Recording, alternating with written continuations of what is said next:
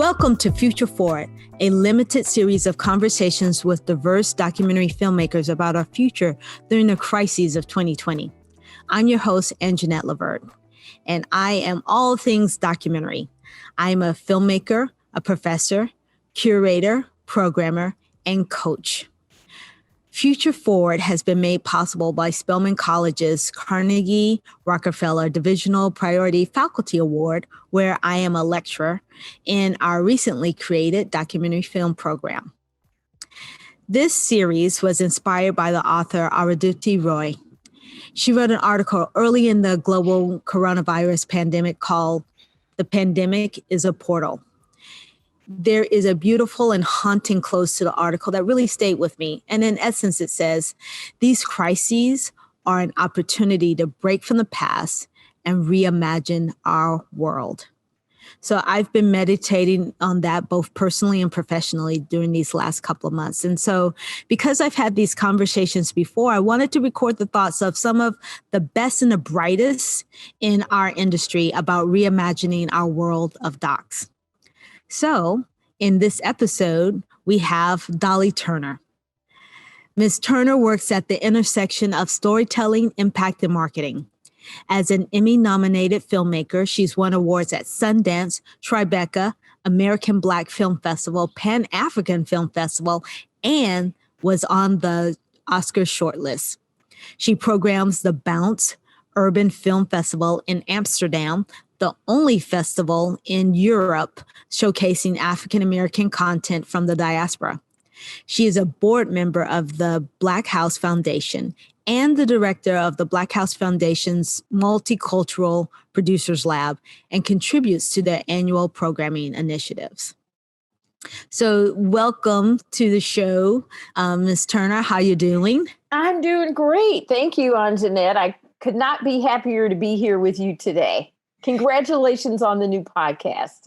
Oh, thank you. It's been a long time in the making. So, but now was like the right time to do it. Like I really got activated, especially thinking about this idea of, interdimensional or like going through this portal. So, what are you imagining to be on the other side, as we go through this portal? Thanks so much for having me here. I'm really excited. And it's funny, I've been sharing with so many people, the essence of the quote that you shared that became the inspiration for your podcast. And I think it's really profound, not just for documentary filmmakers, but just for, our community, the world, to really think about how we're going to see our future, whether we're going to be left behind, what role we're going to play and how we're going to adapt to, the transition.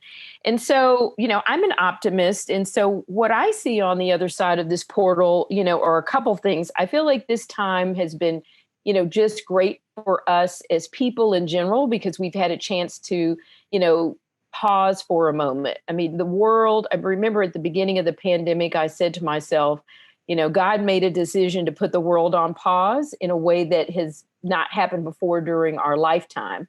And during that pause, it's given us an opportunity to really reflect. We've had more time to spend with family. I think for the creative community, what I'm hearing from people is it's given them a lot more time to develop projects, to really kind of reimagine what they want their future to be, the work that they'd like to do, what's been working for them and what hasn't been. I think it's been an opportunity for people to nurture their creative spirits by, participating in more discussions, more online educational opportunities, time to do research. And this is time that we've never really had before for most of our lifetime. And we may never have this time again. So what I'm hoping from a creative perspective and what I'm seeing is that people have really had a chance to invest a lot more time and effort in their projects and content and being very creative. And so what I see on the other side of this is, potentially like an explosion of, a broad range of content from a lot of different platforms with maybe some new and inventive storytelling that we haven't seen before because people really had the time to, immerse themselves. what I'm also hoping, I will tell you, is that our community will leverage their passion and their expertise for impact and storytelling in a collective way where we can become a voice for the communities that we're serving with our stories. I think that is an opportunity that we really haven't seen before, where we can use our voice, our knowledge, our pressure to make some changes, make some systemic changes in the way that documentaries are funded, they're distributed, that impact is funded, and our participation in festivals. You know, I'm really encouraged by organizations like Firelight Media and Brown Girls Doc Mafia and the work they're doing and the momentum that they have really helped to create for our communities as a whole in terms of supporting the voices of our filmmakers, making our presence known, and in their own way, kind of challenging the status quo. And so what I think one thing that we should really think about is how are we going to use this moment and, you know, capture the fire and use it as a tool for the future to really challenge and make some, you know, groundbreaking changes in the system. And I really do believe that we're going to have to play an active role in that. It can't just be a little speaking up here and there. I think it's going to have to be a collective, you know, mission amongst all documentary filmmakers to come together and say, it's time for a change in a big, very vocal, challenging way. Right. Like how ITVS got created, you know? So, well, what does that look like? You know, you mentioned two organizations that, you know, are, you know, kind of at the forefront, but they stand on other people's shoulders, right?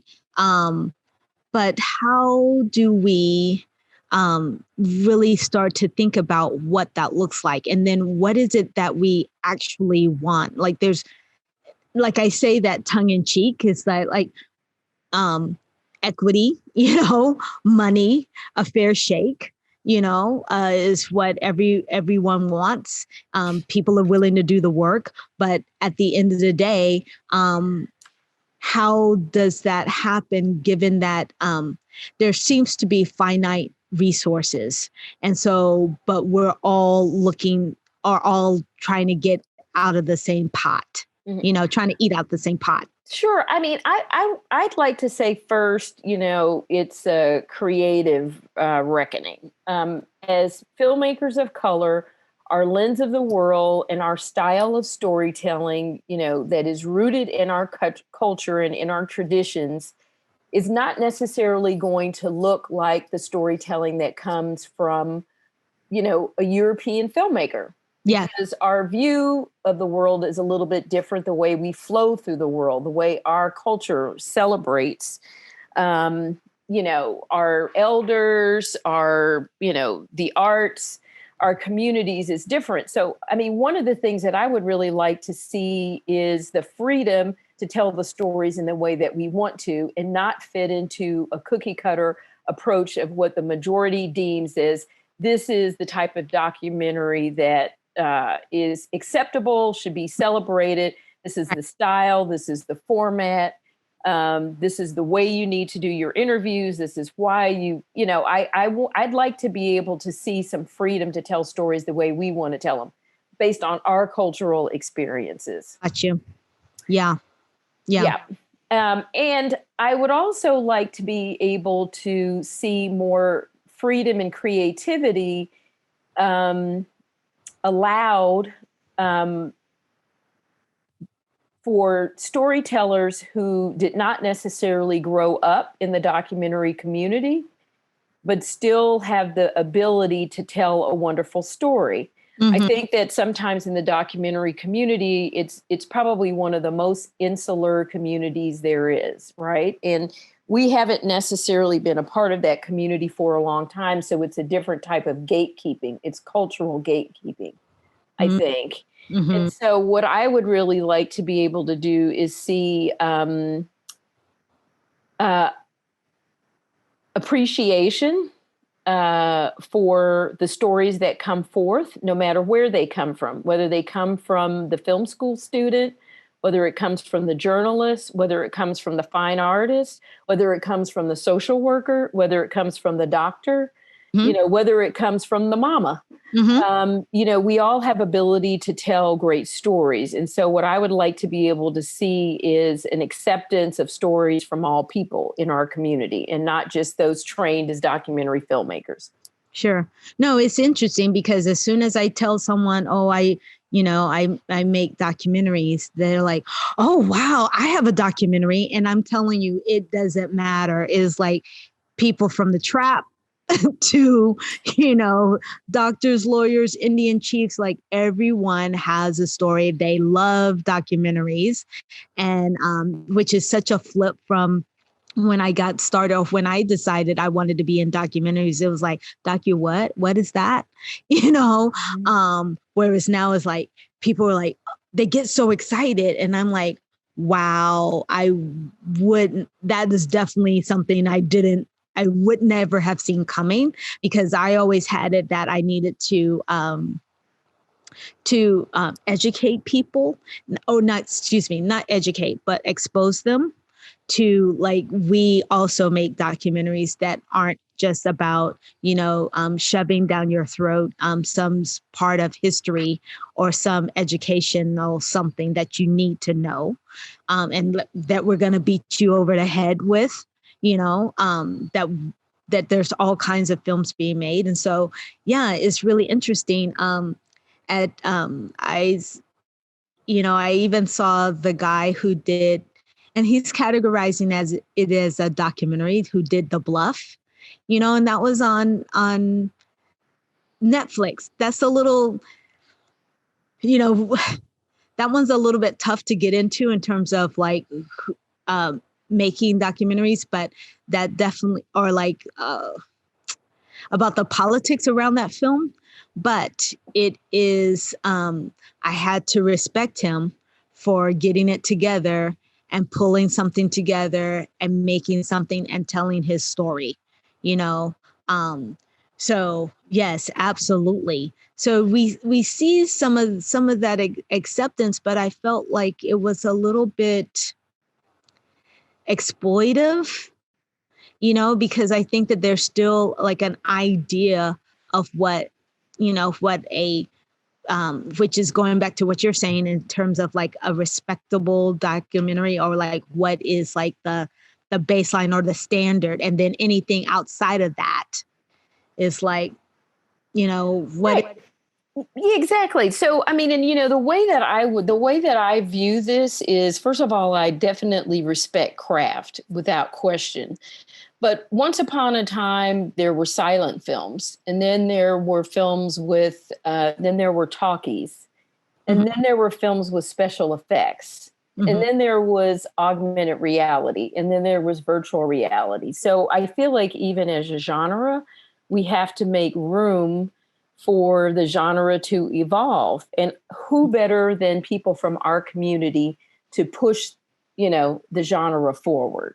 One of my very favorite documentaries, and it's a short in the past few years, and when I think about creative ways of storytelling, but also very masterfully done, is A Love Song for Latarsha. It's a short film by Sophia Nali Allison, and I think that she is probably one of the most, talented, exceptional, young emerging documentary filmmakers. And I really encourage everyone to see that film. It's on Netflix. I mean, it is incredible. Yes. Such a powerful film and such a wonderful use of, creativity and, animation. And I mean, it is just an incredible, incredible story. And so well done. And so that's what I mean by allowing, let's think outside of the box. I also think, just not to harp too much on the creativity pieces, historically, we have not necessarily our body of work in that space may not be as large as it is in, feature films. And so when we think about how our history has been told by other people, I think it's really very important for us to encourage everyone in our community, even if it's only the short film about your family, for us to begin documenting our own communities and our own stories, our own families, and the way that we see the world. Mm-hmm. And then let's let the world decide what resonates with them. Yes. I've had 2 people already on the podcast who have talked about, place-based, documentary filmmaking and, and what that means. And actually, I had a conversation just yesterday with a woman who was telling me that she had a nonprofit organization. And once Obama got elected, they decided that they were going to go to his inauguration, and they raised the money and they documented that whole process of raising money, and then she made them, but then of course the young people got into it because they were high school students, and so they interviewed former mayors, city council members, like all of this on like their way to the inauguration and that sort of thing, and made a really, really wonderful film. So that's definitely what you're talking about. It's like anyone can do this. It doesn't, you don't have to, you don't have to be inaugurated by a film school or by anyone for that matter. And, that's one of the things that, I tell the students is like, actually, it's not the camera, it's the person holding the camera. So you can, make a fabulous film with your iPhone, or with your Samsung, or with, Sue Friedrich was using an old school, like it was just a camera that could record video, and she made films she made films, so like, it's possible for anyone. It's just for us to, like, as you're saying, grab the ring. Mm-hmm. I used another expression, but basically grab the ring, run, just run. Yeah.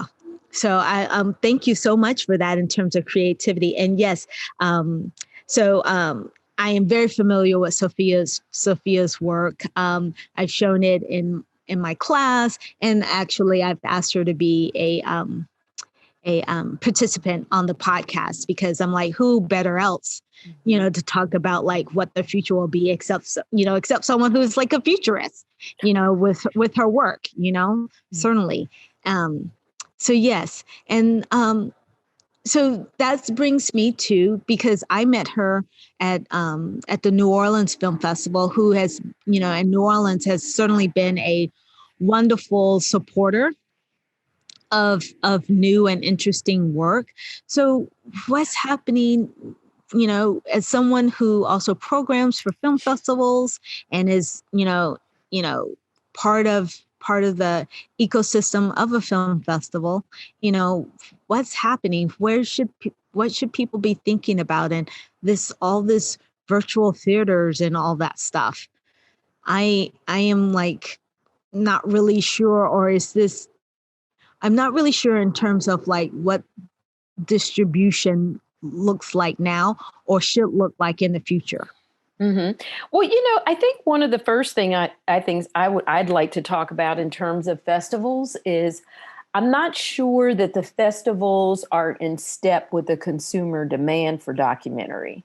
The genre has really exploded, particularly with younger audiences, and I think older audiences. But what I'm seeing, statistically, is when we think about kids who are even in high school and college, 21 up to 34, 35 in particular, there's a rabid appetite for documentaries in that particular age group. Now, when we think about the festivals, when I pay attention to the festival lineups, if it's not a documentary festival, if I do a comparative analysis of the number of films that you have are features versus short narratives, short documentaries, or feature documentaries.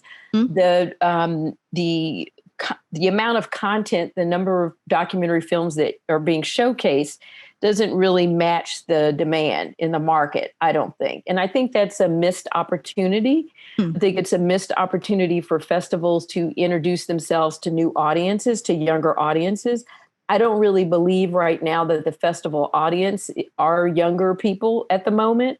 That's important for the future of a festival in terms of attendance, because as your population ages out, so does your attendance is going to decline and you become a lot less relevant. So I think as festivals, documentary programming is an opportunity to refresh, to reintroduce yourself to a new audience and to build a new base. Having worked for festivals before that have been around for 20 or 25 years, what you will quickly realize is that the people that you started with are starting to now in their 40s or 50s. You can't survive if you're not able to attract new attendees. And so I think that it would be valuable for festivals to give that some consideration. I also think that, festivals are going to play an important role in, an acquisition. So I think also when I look at the documentary category for festivals, I still am not seeing enough films from people of color. We still are getting 3 slots out of the 20, or 2.5 slots or 4 slots. And when we look at the 4 slots are not films that are necessarily made by people of color. They're about people of color, but they're not necessarily made by people of color. And so I think that there is an equity issue there. I think that unfortunately, when we think about, the documentary, I just would want to challenge documentary programmers to really dig deeper into the war chest and really reach out to, partners who are working in the space to help them identify documentaries that are made by people of color. The things that are coming across your desk or coming to your attention, and you're doing great work, but they're not really reflective of the breadth of content that's available, the excellence of the storytelling, or meaningful, relevant, timely stories. Right. Well, the thing that really burns me up is that then programmers reach out to me and say, "Who's hot?" And I'm like, "You get paid to do this. This is your job. You're such a cheat. You're going to call me and ask me who I think you should program. Like, that's your job. Like, you should be hitting the pavement, why, so, and I'm caught in a catch-22 because I do it because I'm like, I also want these films and these filmmakers to be out there. Right. So, the other thing is like, if I don't, then like, will these films actually make it where they need to be? And then I also, a couple of times I have really challenged programmers and, there was significant pushback on like, how they do their job or how films get programmed. What frequently is talked about is the number of submissions and how they go through the submissions, and they have the people who the people who do the selections. Mm-hmm. But I'm like, okay, well, with one particular film festival, you have all volunteer people who look. You also ask them to pretty much give up like several weekends of their lives to watch films with no kind of compensation, nothing.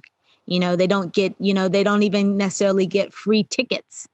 Like if you gave like an all access pass, okay, maybe, so then what I've noticed is I said, well, then you have all these same people who are watching the films, voting up the films, and that's a fairly homogenous group. So of course, then that's what you're going to get when you actually do the programming based on people having gone through the films in advance. So, and then I said, well, but part of your job is to know what else is coming out so you can cut through what these people who are not attached to film or filmmaking are selecting, you know? Right. I'd love to jump in on that. And I think that part of what the challenge is that the programmers have to reflect the diversity in America, and they don't. Mm-hmm. And so if the programming staff were more diverse, then they would certainly be able to identify, much stronger films from a broad range of communities. I do agree with you and want to concur with you about the New Orleans Film Festival. I was on their jury, featured jury about 2 years ago. I mean, so many amazing films. It was so difficult to, choose our winner or even our top five. But oh my goodness, I think that they are doing such an amazing job. I think they're one of the best, to be quite honest, I think they're one of the best festivals in the country, especially as it relates to programming, stories that really reflect America.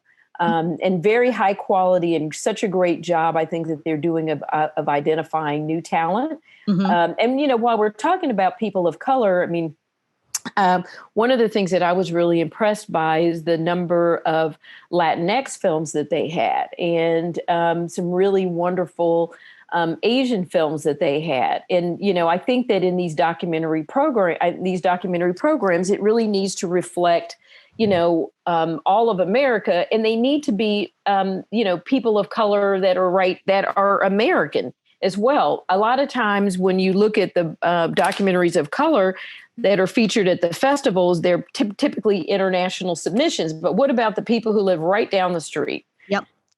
That's one of the things that I, again, shout out to New Orleans. And so I'm looking at them as a model. Mm-hmm. Yeah. Doing things, and then how that can easily be replicated other places. But one of the things is that I, like you're saying about identifying, talent, but also having their ear to the ground on like who's making films. I have definitely seen films that were not made by quote unquote filmmakers that were in their festival, right? Mm-hmm. Somebody made something, or they're part of a community organization. Yes, exactly. There, and, definitely one of the darlings, because raw, it was honest, it was authentic, and like people could see themselves in that community, so I think that that's one of the things that I've been most impressed with them, is that they also have their ear to the ground in terms of like who's doing what, or seemingly who knows, but and because of that, people people are submitting there, and like, yes, and they're the talk of the town. Exactly. And like actually, that's actually like a legitimate place to premiere. If you have a regional film, that's actually where you want to premiere. It's like, woo, I made it. I'm going to be in New Orleans.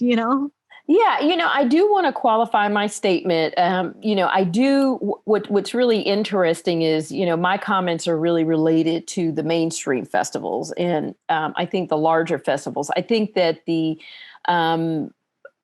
cultural festivals like American Black Film Festival, particularly, Pan-African Film Festival, South Asian International Film Festival in New York, Miami, even the Miami International Film Festival.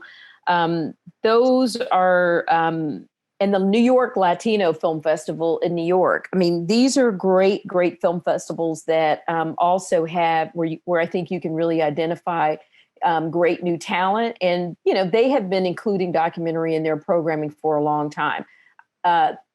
Sometimes those are festivals where purchases are made. Typically, sometimes it's the larger festivals where the buying is happening. And so I do feel like we need to continue to challenge those festivals on expanding the breadth of, the films they're including. Well, I would think so. Then what is the purpose of film festivals as we move forward?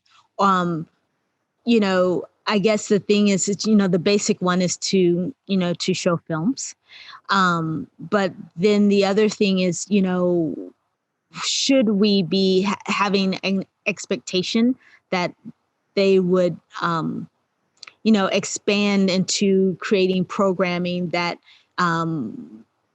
where people could, they could be seen as a place where things are bought, or people can come out of screening there with not just a premiere, but also with a distributor. Mm-hmm. Well, I mean, I think that I think the larger film festivals do act as a market. So festivals like, Sundance, Hot Docs, potentially, Tribeca, those are festivals that, Full Frame. Those are festivals where, buyers may go to acquire films. The challenge is that there's a finite number of films that are in those festivals. There's a limited number of filmmakers of color who are screening at those festivals. So that has an impact on our ability to sell these films. Mm-hmm. Yeah. So in terms of the future of film festivals, I mean, I think film festivals play a critical role in our community in terms of discovery, bringing people who are cinephiles together in order to kind of celebrate film and immerse themselves in film. I think that they represent still and will continue to be a very powerful tool for marketing and for word of mouth. I wouldn't be surprised if maybe there's a bit more of a shift towards from national to local. I could be wrong, but there could be a little bit more of a shift towards local where people will start thinking about attending and supporting their local film festival. I think that, if I were a distributor, or if I were a funder, as in a foundation funder, I would be looking to make sure that I can keep these festivals afloat. The profit margins are pretty small. It's a lot of work, raising money to sustain the festival and the staff year round.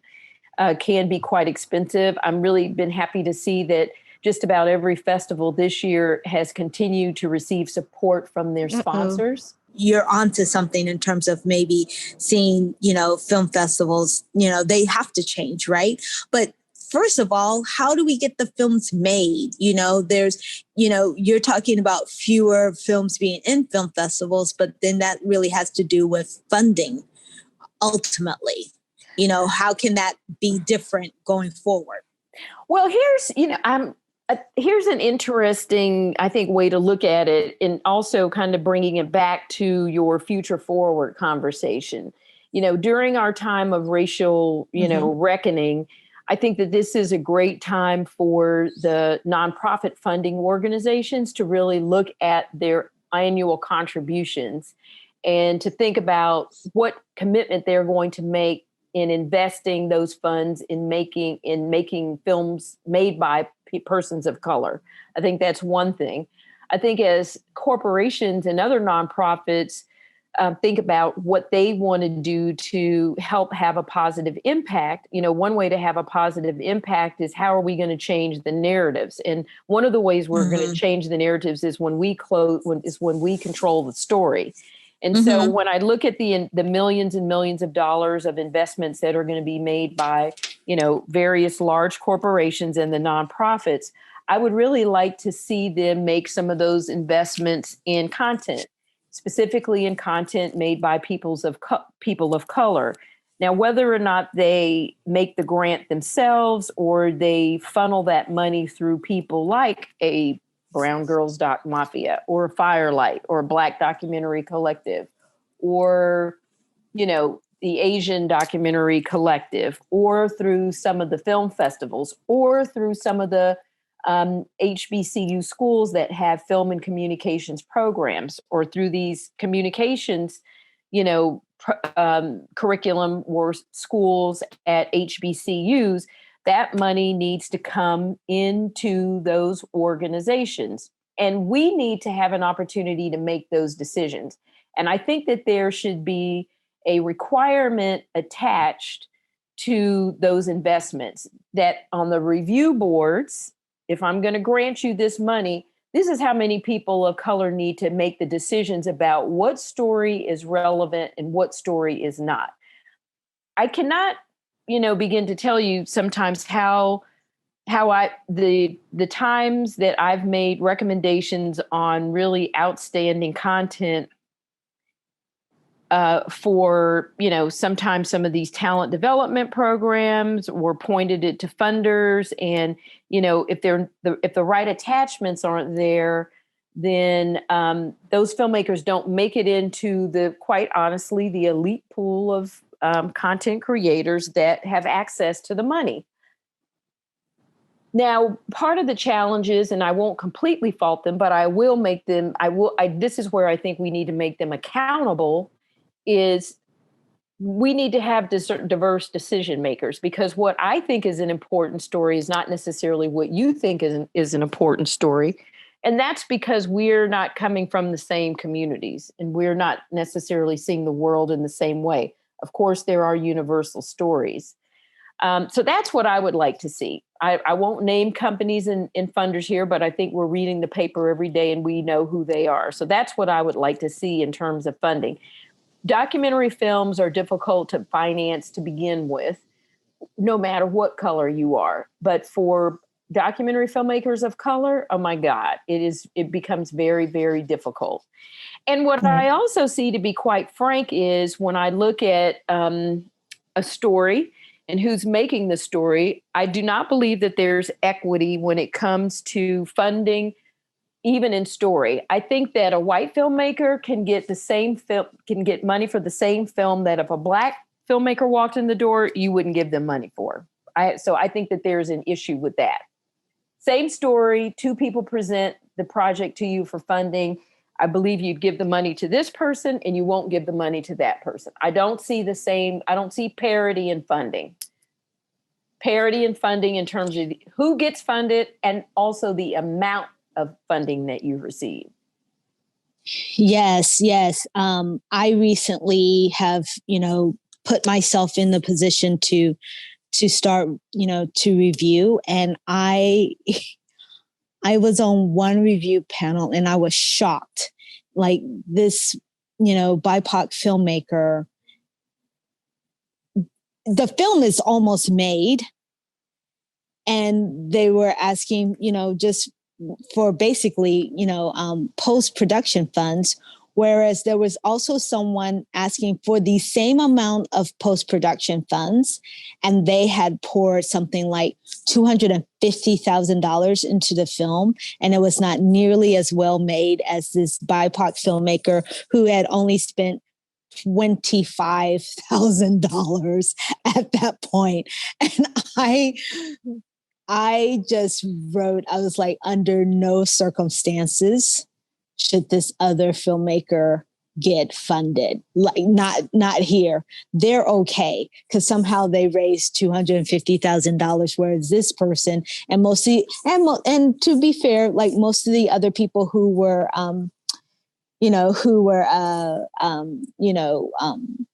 requesting funds were nowhere near that, right? And I just thought, wow, I mean, I guess there shouldn't be anything about people requesting funding, but like the leap between how much, people were making their films for and requesting funding, I was just like, my mind was just like, whoa, Nelly. My mind was definitely blown. And I just thought, wow, this is actually like the world we live in. And that was for me like a microcosm of like how we're living in our world, period, And I just thought, wow, that is incredible. And Right. And I feel like these are some of the opportunities. This is one, I think these are some of the things when we think about the portal, right? And, mm, mm, how are we going to step through the portal? And I think that, in stepping through the portal, I think that I think this is the time to speak up about that, to hold mm-hmm. people accountable, to put their feet to the fire, and to help them recognize and actually, let's look at your metrics.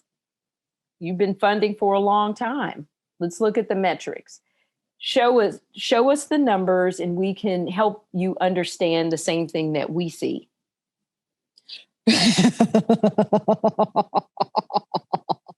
I love that. Because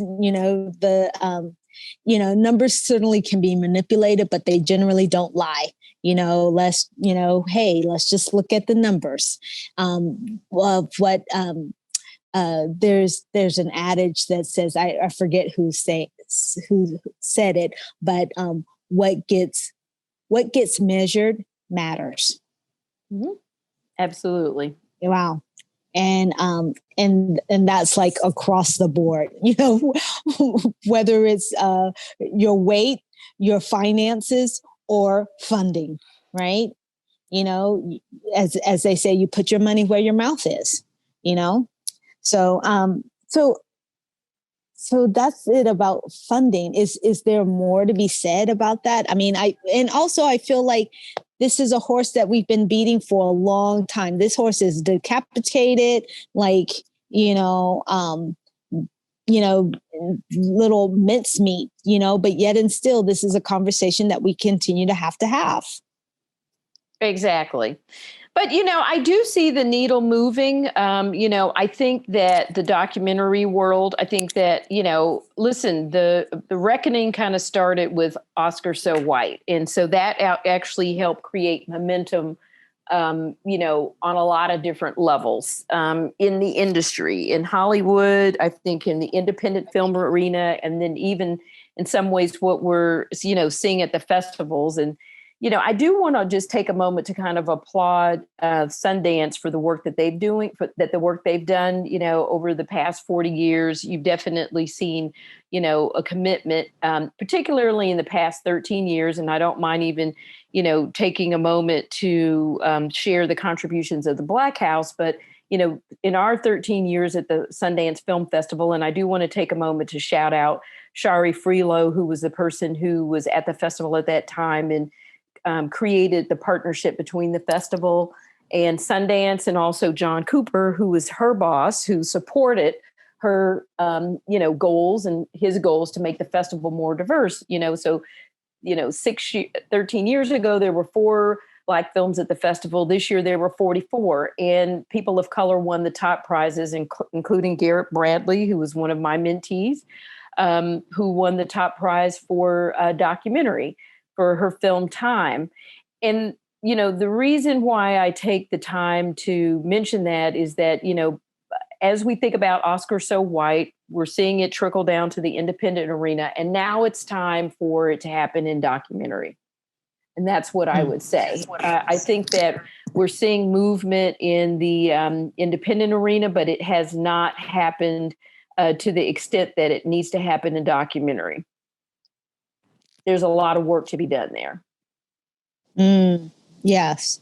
Yeah. Okay. So I think in terms of, distribution, if you don't mind just kind of switching to that, I think part of one of our challenges too, and I think this is the portal, but I'm optimistic, is, we've also got to think about how we can challenge these distributors, the television networks, the streamers, the cable networks in acquiring more documentary content from our communities.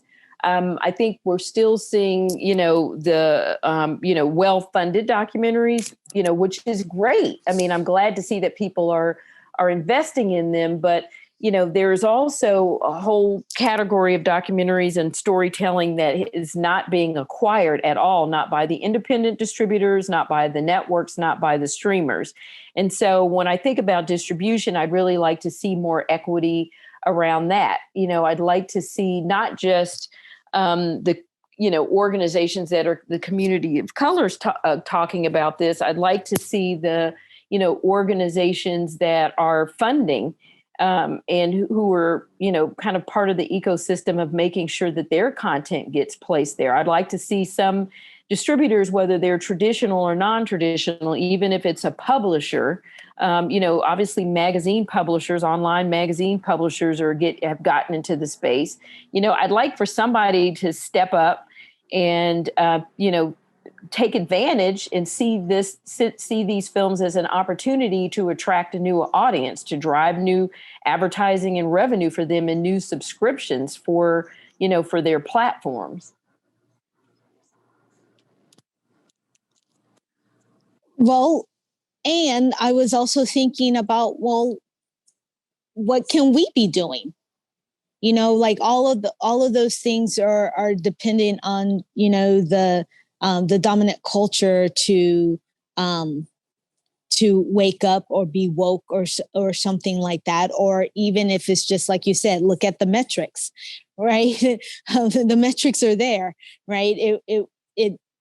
It's beneficial in all regards. But what is it that we can be doing? Should we be creating festival, more, creating less for 50 years, what else can we be doing? Exactly. I think that's such a great question, Anjanette. And I think that, what we have to do is kind of perhaps, again, this is an opportunity for our filmmaking community to step up and become the activists, advocates. I'll say that again. I think this is an opportunity for our creative community to use the advocacy tools that we use for our films and use them to advocate for things like distribution, and going to our Black content creators and saying, going to our Black or person of color platforms and saying, listen, here is a catalog of films that we think would be great. We have a large audience. We've been cultivating audiences for a long time. We'd like to be your partner in this. Not only to distribution, but we can also become a marketing partner for you. If you thought that there was any risk, let us help you. Let us support you in making these films a success on your platform. I don't think that sitting back as a community of content creators is the way to go now. I think it's time to organize, set an agenda and some objectives, and one of those should be distribution. I think being very strategic about it and taking advantage of this portal could really have a seismic shift on, what we're seeing in the future. And I love the word seismic. So, so we just talked about distribution, but the other coin of that is impact, which I think is for BIPOC filmmakers. For me, I feel like it is just as important, if not more important, because ultimately impact helps you get your film to the people who you intended the film to be for, whether you made the film to wake up the dominant culture or you made the film for whatever culture the film is about, I feel like that is actually just as important, and it also shapes who you partner with in terms of distribution or what your distribution will look like. So what should we be thinking about in terms of impact going forward? I think in terms of what we have to think about in terms of impact going forward is impact is costly. It's costly because it's very labor intensive. Especially when you think about the large impact campaigns that are produced to support these mission-focused films. We barely got enough money to finish the film, much less underwrite the cost of an impact campaign. Because for impact campaigns, strategists help, publicists help, outreach and engagement specialists help. You need to have a staff to power that. And while the filmmaker is an expert in creating the story around it, it doesn't necessarily mean you're an expert in creating the strategy around it, or executing it, or perhaps having the bandwidth to execute it, because it's probably a good idea for you to start working on your next film. And so, some of the best impact campaigns can be hundreds of thousands of dollars. They can be millions of dollars. Where is that money coming from? Who is funding us? I mean, there are impact fellowships and labs. And so a good place to start is how many filmmakers of color are being accepted to those labs, where it helps to educate you as a filmmaker about what impact means, how it's shaped, how to develop your strategy. How are we going to then fund those campaigns? Who's going to help us connect to the national organizations that are going to become our partners to do that? Who's going to help underwrite the cost of the research to do that? Who's going to pay for the publicist that actually has national relationships with media outlets on a niche subject, to help tell the story about that in media, to make sure that we get it out to more people? Impact is really effective when you're actually able to go in and reach communities and bring those small communities together. And of course, pre-COVID, actually touching those communities by having the filmmaker go there, or organizing, local subject matter experts to talk about that, to create an action plan, requires a lot of manpower. Who's going to underwrite that? So when we think about impact, what's kind of heartbreaking for any filmmaker, not just filmmakers of color, but for any filmmaker, is when you've invested 5 years of your life in making this beautiful film that has an amazing story, and you're not able to attach the impact campaign to it. Well, the challenge for filmmakers of color is amplified by 10 times. Who's going to pay for it? Who's going to give you access? Who are the gatekeepers, and who are you inviting into this? And so there does need to be some equity around impact. And I would like to go back to your portal example. And when we think about our nonprofit organizations that are supporting storytelling, who want to make a commitment to changing the narrative, to supporting Black lives, Latina lives, Asian lives, LGBTQ lives, you need to make investments here too. Some of the money that is flowing around now needs to come into this arena, because these are the stories that are going to help make a change and make a difference. Right. No, absolutely. I've been, looking at having worked on a documentary that followed people running, women actually running for political office. I also saw what it means, grassroots, and it's hard work, and it's the same, but it's the same work of what the people are doing who are doing impact campaign, especially when you're talking about for a niche market. I remember someone had reached out to me, and they were like, I'm looking for someone who has connections with something like 5 or 6 different communities, and I'm like, whose life experience has allowed them to be a part of or to work on campaigns that have 5 different communities, except someone who is seasoned and mature, and therefore you need to pay them, because that's a heavy lift, and you need to pay them for their experience and the fact that they have contacts in 5 different communities. And, I think one other thing I've thought about, just in terms of a strategy around making sure that, the films are supported in the way that they need to be. And this is something that could potentially be done at the foundation level, potentially, is once you have identified a film that you would like to invest in, that you do believe has a specific impact.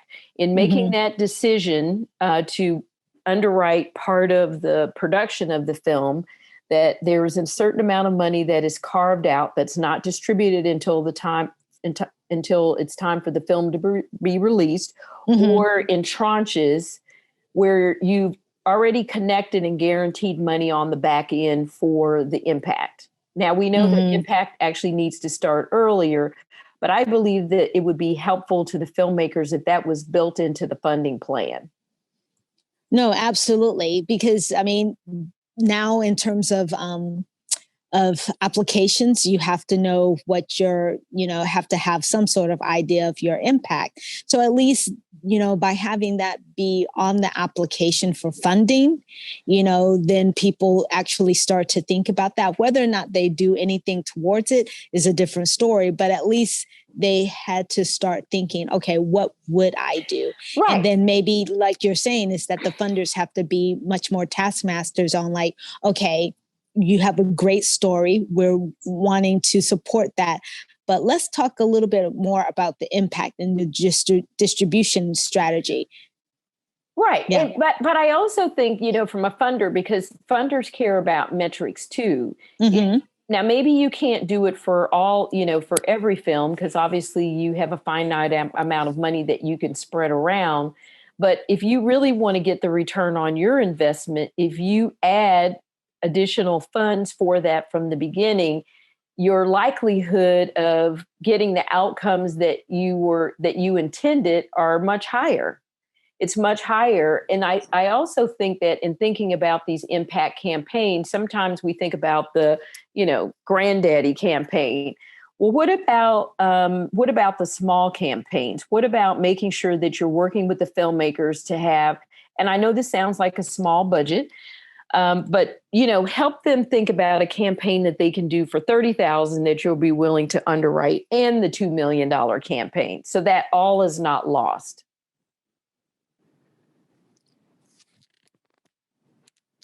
Yeah, I really like that, and I guess I also think I'm like, so I was just thinking about, wow, 30,000 is still a lot of money, and then the other thing that I was thinking about is that, one of the things that frequently happens is that, because of the popularity of documentaries, there's many more people who are wanting to be investors, right? But they're thinking of like these kind of, either celebrity endorsed films, or like these runaway or these, kind of unicorn films that suddenly make a bunch of money. So then maybe as filmmakers, we need to be talking to investors about actually where you really want to, if you really want to get your money back, then you really have to fund the impact portion of this. This is how it gets out to the people. Right. And if it's, and maybe it's the money, or maybe your impact is just going to be people and eyeballs, or it's going to be the action item that was most important to you. But I think thinking about the future investment is valuable, and it would be a big help to the filmmakers too, because it's painful to make such a significant commitment to an issue and not be empowered to finish the work that you've started. Right. No, absolutely. And I'm just thinking about a couple of filmmakers that I know, in terms of, they're literally like limping along with getting the film made. So then how are they going to really get some dollars behind it so that they can actually do the real work, which is why they made the film, which was to impact this issue, right? And I'm just shaking my head on that. I'm just shaking my head. Right. And And I'm shaking my head too, but I would say that, as we, think about the portal that you've helped, the portal that you're helping us visualize is that, let's use this as a call to action to unify, to collaborate, to set an agenda for what we want that future to look like. Yes. And and I think that that's really what what this conversation or these conversations are all about, is like this reimagining, but also to be able to reimagine means that you have to identify what needs to be changed or what you want to be different so that you can actually start to reimagine it. So that's been really rewarding and also kind of provocative, because we are saying, okay, these are the things that have been. And, the first thing that people would say is that when you're looking to implement change, it's like, well, this is how we have been doing it. And you're like, yes. And it was problematic from, maybe not from the start, but it became problematic. And so here's where we want to make some changes. Yes. Right. And to be, like you were saying, is that to be strategic and have an actual plan and, it in many ways have demands of like, this is what we want to have happen, then puts us in a position of power to actually create that. Yeah, and absolutely. And, I think the last thing I would just say too, in closing is that the wonderful thing is that there are so many foundations that have been supporting the documentary community for a long time. And, they've been great allies to the documentary community, and they have even been allies to filmmakers of color. And I think that, redefining how we want them to be our allies could be very powerful in the outcomes that we see going forward, because their mission statements and their process for impacting change domestically and internationally, their structure, their approach, their strategy, all of those tools can be applied to what we would like to see for our community going forward. And I think if we could engage them to help us make that change, I think it could be quite powerful. And that is a wonderful place to end, on power, and being powerful. So, Dolly Turner, thank you so very much for being on Future Forward. We covered a lot of ground. And wonderful insights from you. And I just loved it. I enjoyed myself. Thank you. And I just want to congratulate you, and I want to thank you for, inspiring us and provoking us and helping to create the change we'd like to see. Absolutely. Thank you so much. Thank you, Anjanette. Thank you so much for joining us and listening in. I hope you got something out of it for yourself. And please tune in for the next episode. As always, dream bigger for our future forward.